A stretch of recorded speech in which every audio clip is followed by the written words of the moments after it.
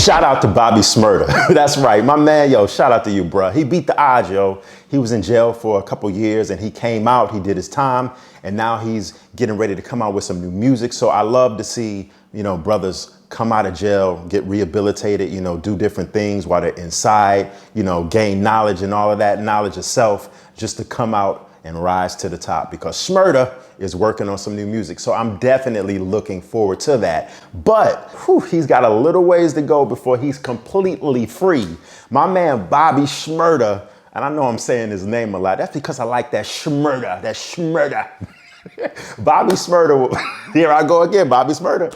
Anyway, my man will be under parole supervision, unfortunately, for a couple years, until February 23rd of 2026, which is a long time. Now, some of the conditions of his parole is pretty tight, y'all. So he won't be out here on that Biggie party and party. He won't be out here partying and BSing for too long, y'all, at least for a couple years, because according to sources and according to what they've been saying, Bobby can't drink alcohol. He can't hang out in bars or with any local affiliated gangs or anything of that nature. Now, he also has to submit substance abuse testing and get counseling for aggression and anger and obtain and maintain employment.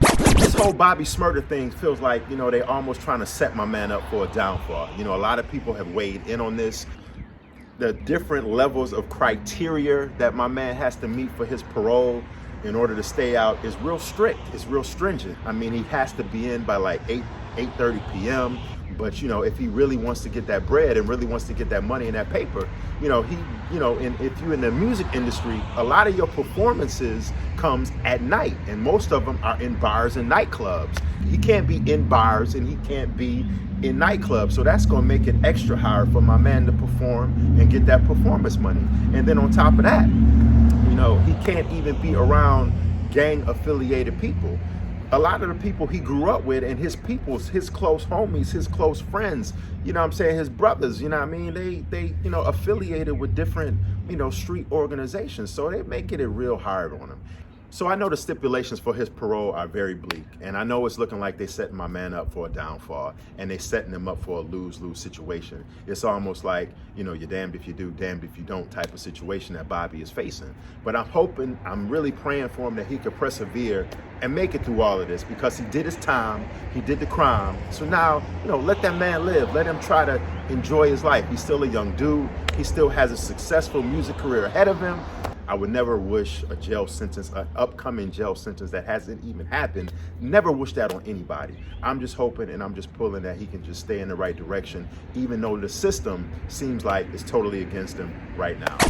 Now, unfortunately, in more legal news on the negativity side, my man NBA YoungBoy, shout out to NBA YoungBoy, he's in federal custody right now. Now listen, NBA YoungBoy has been indicted by a federal grand jury on firearm charges stemming from his September 2020 arrest just a couple months ago.